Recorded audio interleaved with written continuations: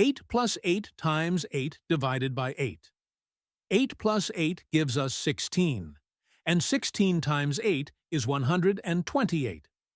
Now, 128 divided by 8 is 16. But this answer is incorrect. The reason is that there is a fixed set of rules in math called the order of operations, commonly known as PEMDAS in some countries or BODMAS in some other countries, but they mean the same thing.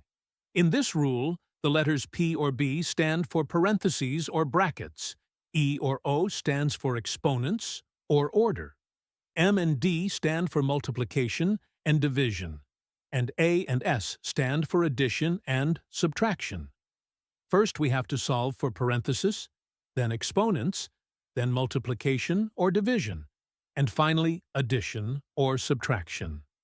Remember that multiplication and division have equal priority, and we have to work from left to right.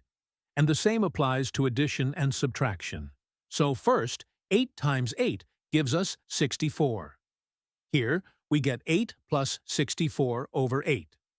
8 plus 64 gives us 72. Finally, 72 over 8 gives us 9. And this is our final answer to this problem. The correct answer is 9.